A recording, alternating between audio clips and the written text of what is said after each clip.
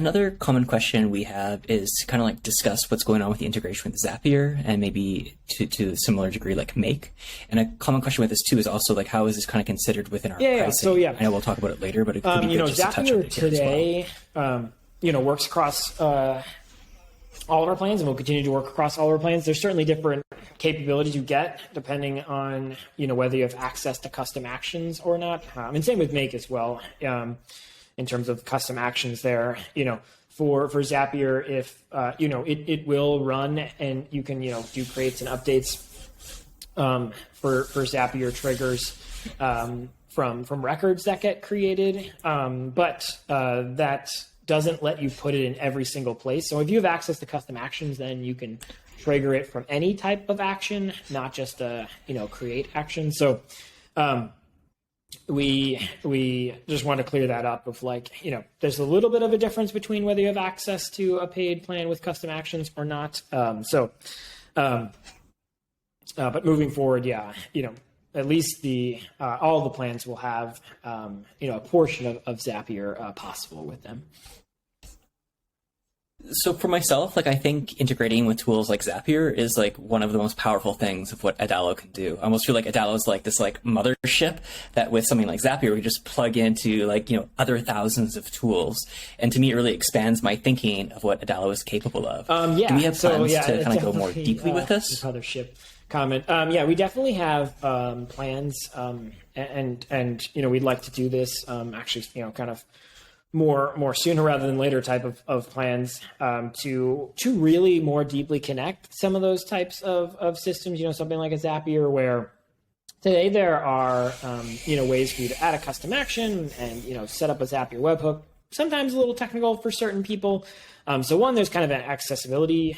People maybe don't know about it or are a little afraid to do certain things like that. So you can imagine a way where it is a little more, or maybe I should say a lot more directly kind of inside of Adalo where, you can click and just trigger a zap to happen and maybe just grab some of the zaps that you already have set up from any action and those types of things. So we are looking into ways to make those types of things happen.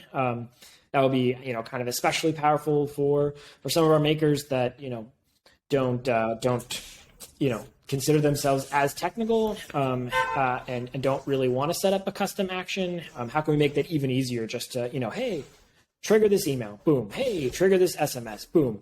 Hey, update this record in Shopify, whatever those things are, really fast to connect all of those things. So that's definitely a world we imagine with, an easier kind of tighter Zapier integration.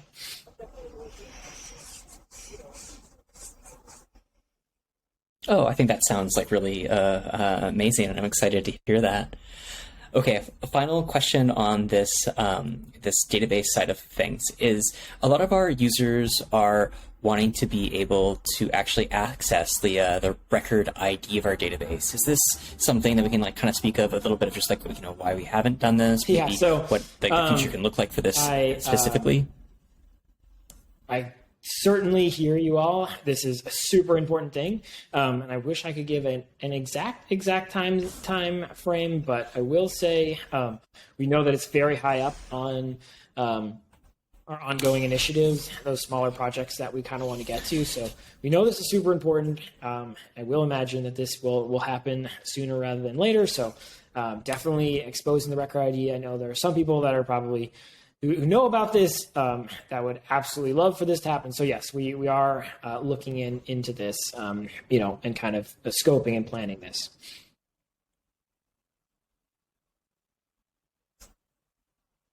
Yeah. Thank you. I think people will just be happy to know that it is on our radar, and it is on our radar.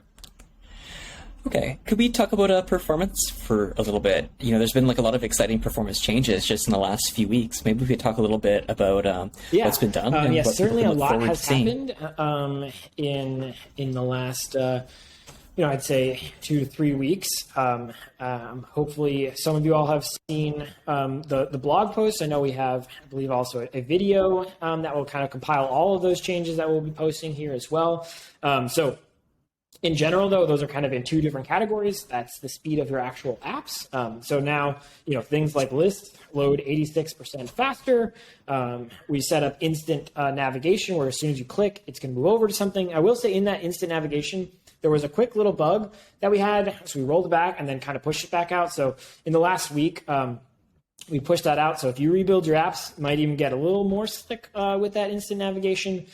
We also kind of improved the overall loading experience for apps in general, specifically your end apps, having loading spinners, those types of things, really does help from a psychology perspective of like, hey, something's happening, so that people aren't clicking and double clicking your buttons and, doing even more actions. How can we just immediately have it move over, a loading spinner, those types of things. And then in general, how can we make lists load, a lot faster? So that's been really exciting. And then another big thing is our editor load time, more specifically for people with large apps. I know some people are just getting started and they're like, this is fine. And it is. But then we did have, when you had 100 screens on your app, things could slow down. So we've made that dramatically faster for large apps, one thing we specifically did there, in addition to just in general making them load initially faster, was our text component could kind of slow things down, and you could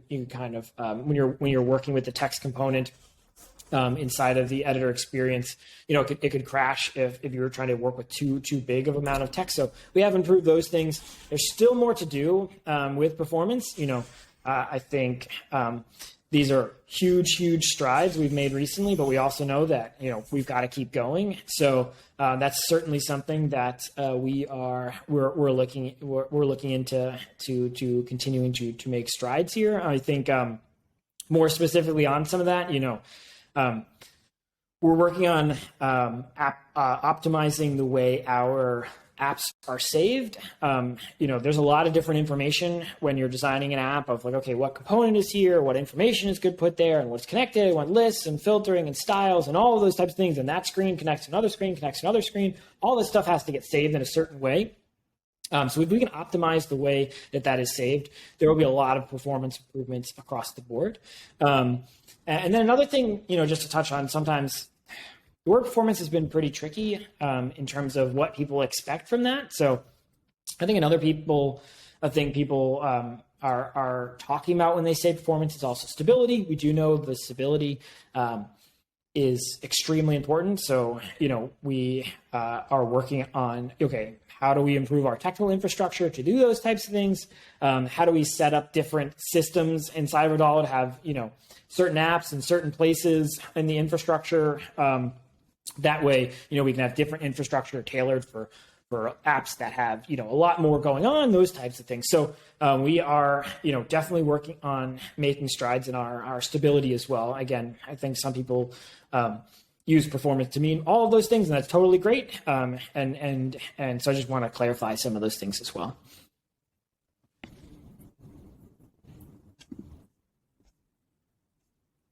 Thank you. And it's exciting just to see, the Adalo app editor load faster and things go faster. It's exciting to see the changes. Okay, if we could move now to a next section. This is where we get, people, a lot of Adalo users have the certain features that they themselves are really excited on. And I think it would just be great to make sure we actually touch them in these ones in respect that they've been asked, even though I know that some of them are, kind of beyond our current horizon. So if we could just kind of rapid fire go through a couple different feature ideas, it'd be great. Yeah, no, I think, just like we had, do you want to say something first, though, maybe before we go in, just how we approach these sort of things? Overall product roadmap process, right? It's a large, big thing that we're working on. We want to make sure we're committed to that because it's going to take a lot of effort to make it. There are the ongoing initiatives, database and integration improvements, performance, constantly working on those things. So we do think that those things are right now our highest priority things. So making sure that we're constantly delivering on better database integration improvements and performance improvements, while also working on a large, web app project is, those are our highest priority things. So a lot of this stuff, 100%, we, are really excited to make these improvements as well. But right now, and it's not to say that they might always be like this, I will say I think those other things are a higher priority than some of the things that we'll kind of mention down below here. So, that's just a little bit of how you can imagine priority and timing of those things. So, just want to be a little more clear on commitments here. Sometimes we answer some of these questions and you're like, oh, you said in the town hall it's going to be ready in like a month. I would not kind of expect that for any of these next ones in here. Not that I don't think that they are amazing or things we should get to, but we think some of those other things are higher priorities right now. Yeah. Okay, so let's go through rapid fire. So, will Adalo apps ever be able to access a phone's hardware sensor? Geolocation certainly did that to some extent, and there's some things that are built in natively, push notifications, I guess, those types of things. We definitely would love for us to be able to have, even more of those things, being able to use the magnets and sensing of those things or fingerprints, all that kind of stuff. So yeah, definitely a future thing for us.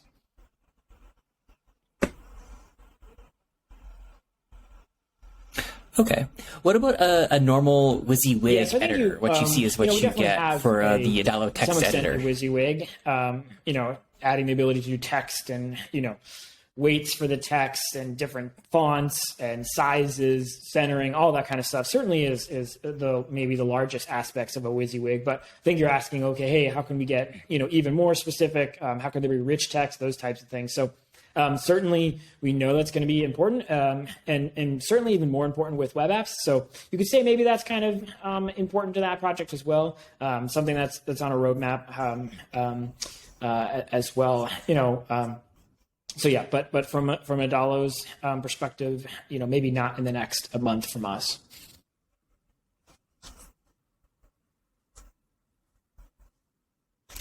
How about the sorting of the collections in the editor? Right now, the collections are just kind of done like there's no way to organize them into like folders, for example. Is this something that we're going to look at? Improve these types of things. How can we make you be able to organize some of those collections? Also, there's like, how can you organize your screens better as well as another thing. We'd love to be able to say, okay, these screens are for this section of this app. How can we maybe compile those things, have folders for screens, that type of stuff. So would love to be able to get to some of those things as well. Certainly on our roadmap.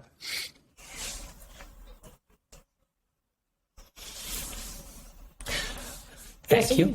What about today? Making multi-language apps? Magic text linked to specific, text and collections and those types of things. Doing true kind of multi-language apps, out of the gate. Is not something that's directly on our kind of like imminent timeline, but certainly very important for a lot of our makers, but not right away.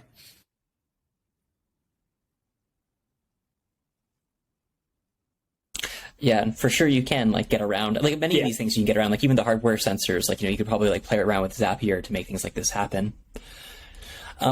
Here's an interesting question. Is there any plans to kind of like visualize more information on our screens? Like say, for example, have like, lists of actions being seen without having to click on a screen.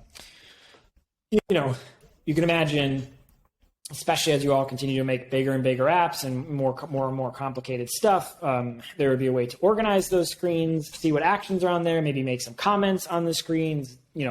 Collaboration becomes more important as your projects get more and more advanced, and we want to be there along the whole way as those things get bigger and bigger. Certainly from a kind of freelance or agency perspective, you might have teams of people. How can you communicate what has happened before to your clients or keep them up to date so that when you jump back into that project 6 months from now, you like, okay, I remember what this was. I got to make this change here, those types of things. So we'd love to be able to have, a way to help you all kind of organize those thoughts inside of the Adalo editor.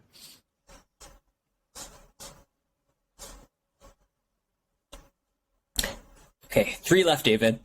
The next one is, this is something that I'm not actually familiar with. When can we expect the beta IAP subscription option to actually go live? It's a little tricky because you can do subscriptions just through to some extent through the one-time payment option with the way that, you could do this directly through Apple. And then there's the, signing up through the subscriptions themselves inside of the app. Again, this kind of goes back to, we've changed up the way that we do our product roadmap process so that these types of things won't happen in the future. We're not currently working on that.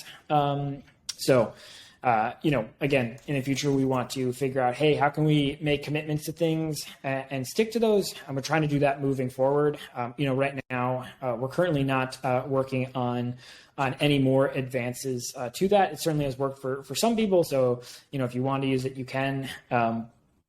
But trying to stick more to our commitments moving forward of like, okay, hey, we think this is the best approach and it's going to take this amount of time, and we're willing to do that.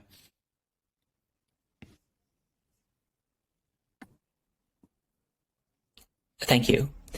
Right now, to pay for Adalo, you need to use a credit card, but not everybody in the world has a credit card. Are we looking at additional payment gateways that might work better for places like India, China, or Africa? Apps and Adalo always gets a little meta. Let's say that right out of the gate. Where there's like, are you talking about your apps making the payments, or are you talking about paying for Adalo? So there's kind of two things there. So Adalo for our payment side of things, we use Stripe. So as they add more options, it will certainly have more payment options for different parts of the world for paying for Adalo itself.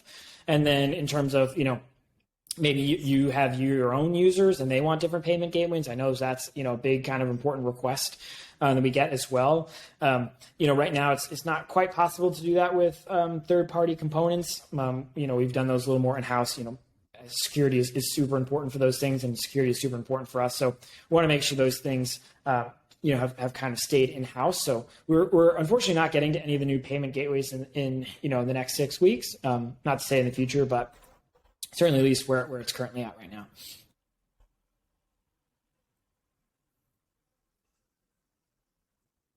And final question for this section. This is actually from Axel Meta. I thought it was an interesting one. Is there something like, right now we have like the users collection.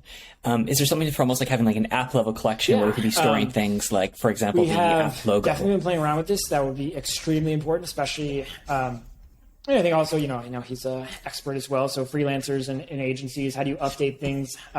Text that maybe you want updated and not have to push to iOS or Android, those types of things that are just like text that's on that page. That would be a huge benefit to that as well. So definitely something that we're looking into from how we imagine, kind of a brand new designer editor experience in the future. It's a little bit of a tease for a much longer thing to come, but we certainly have ideas for that, moving forward.